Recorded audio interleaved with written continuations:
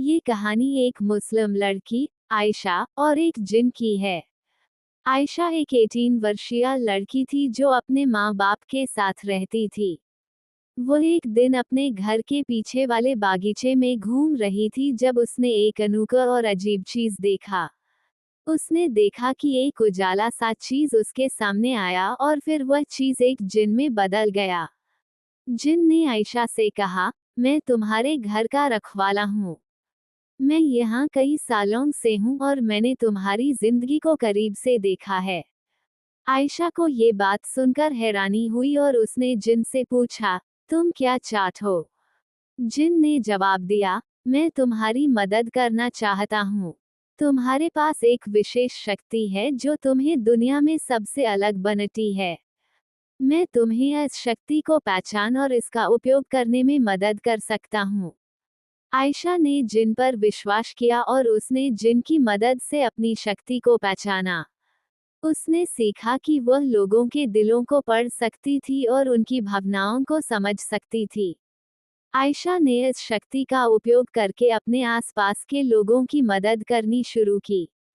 उसने अपने दोस्तों और परिवार के सदस्यों की समस्या उनको सुलझाया और उन्हें खुशी और संतुष्टि प्राप्त करने में मदद की।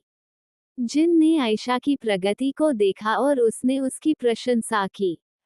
उसने कहा, तुमने अपनी शक्ति का सही उपयोग किया है।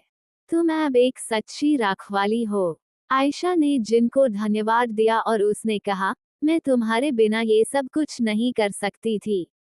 तुमने मुझे मेरी शक्ति को पहचान और इसका उपयोग करने में मदद की। जिन ने मुस्कुराते हुए कहा, मैं हमेशा तुम्हारे साथ हूँ। मैं तुम्हारी रखवाली करूंगा और तुम्हें तुम्हारी शक्ति का सही उपयोग करने में मदद करूंगा। आयशा ने जिन की बात सुनकर मुस्कुरे और उसने कहा, मैं तुम्हारे साथ हूँ।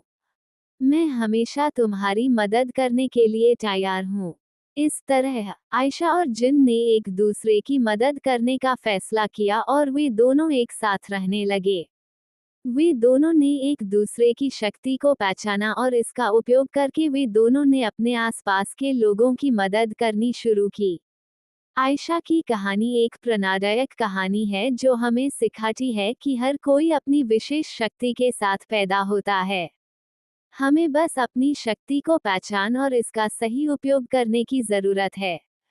और जब हम अपनी शक्ति का सही उपयोग करते हैं, तो हम अपने आसपास के लोगों की मदद कर सकते हैं और उनकी जिंदगी को बदल सकते हैं। इस कहानी में आयशा और जिन की दोस्ती हमें ये भी सिखाती है कि जब हम